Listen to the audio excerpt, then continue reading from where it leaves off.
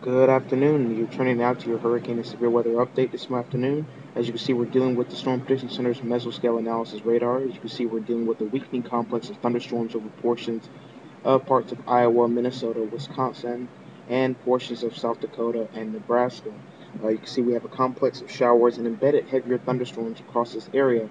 They're generally below severe limits, but still capable of producing some areas of prettier amounts of heavier rainfall around this area as it transitions off to the east and southeast. The storms are currently, like I said, below severe limits, but I expect brief periods of heavier rainfall, some thunder, and potentially some lightning with some of these storms.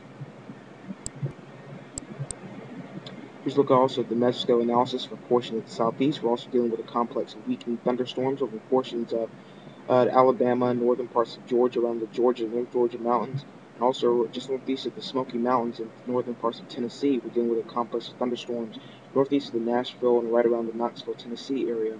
These storms are also remain below severe limits, just the threat of locally heavy rainfall and potentially some thunder and gusty winds. Here's a look at the day one outlook, which is today. There also is a slight risk of severe thunderstorms over portions of the northern Rockies today.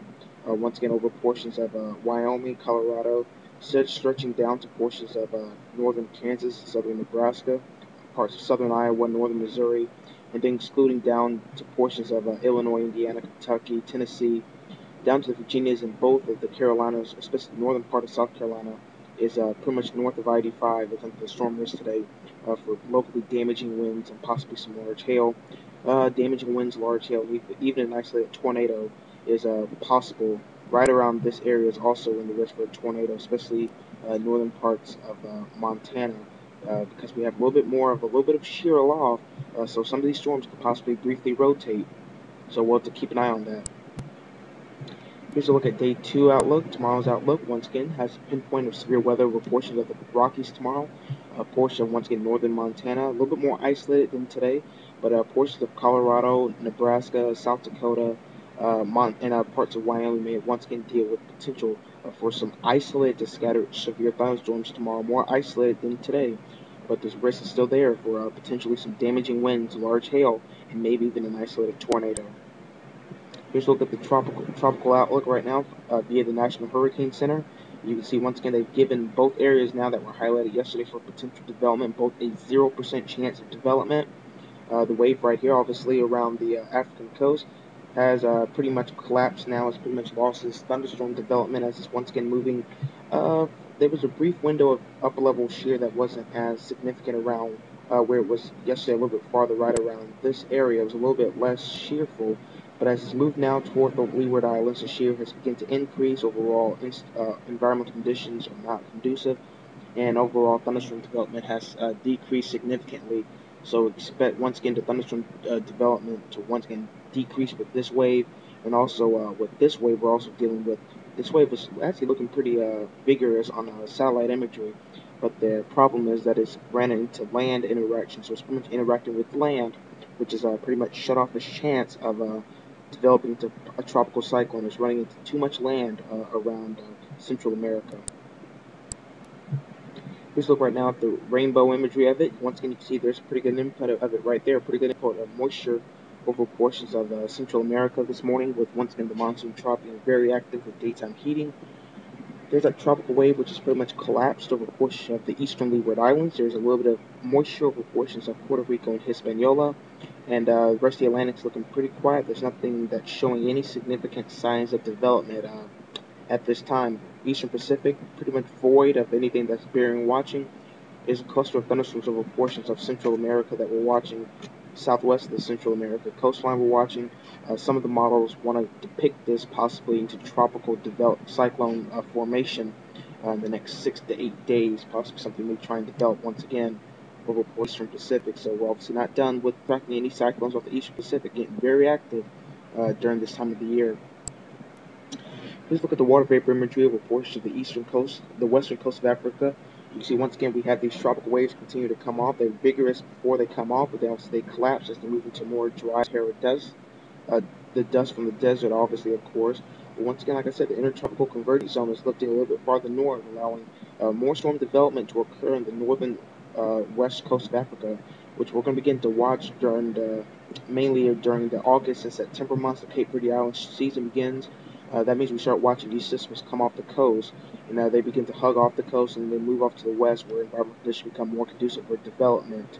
But speaking in the short term, nothing's going to develop around this area with that upper level ridge still in place, causing a lot of dry air in place. Obviously, environmental conditions will remain poor during the next few days for any kind of development, so no development is expected during the next several days to over a week.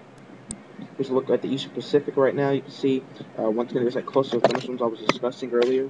Once again with the monsoon trough, nothing showing any significant signs of development, just producing some pockets of heavier rainfall over portions of Guatemala and El Salvador, and maybe even the southwestern coast of Mexico, along with some choppier waves and the risk of maybe some rip currents.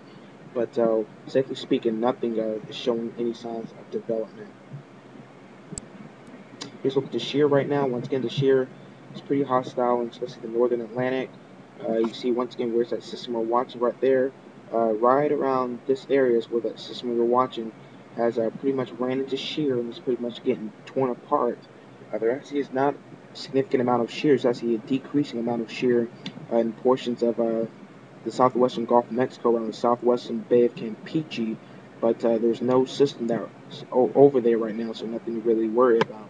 But that system around the Eastern Pacific that's blowing up right now is actually in a pretty favorable environment right now, so development is not out of the question during the next 6 to 8 days. But once again, the Eastern Atlantic is pretty hostile until you get around the Atlantic near the Cape Verde Islands, where the shear is not as significant.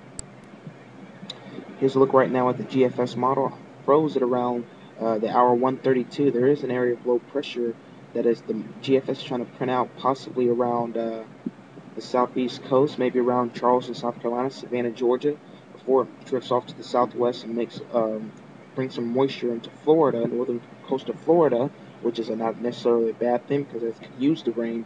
But there's a small window that some of the models want to try and possibly print something out during the next several days. We'll keep our fingers crossed we get some kind of development around this area.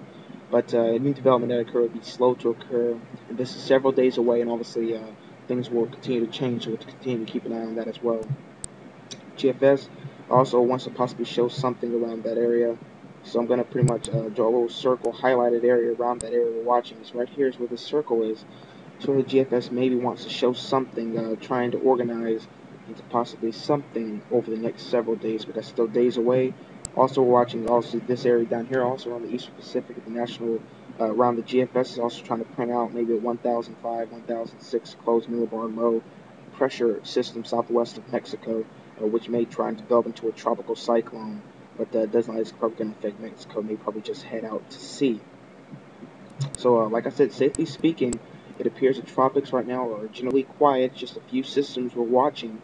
Again, a possible system near the southeast coast and another system near maybe the southwestern coast of Mexico during the next several days. So it's going to continue to be very active overall thunderstorm-wise, but development-wise, safely speaking, not as active. So once again, stay tuned. We'll continue to keep you updated with the latest hurricane and severe weather information.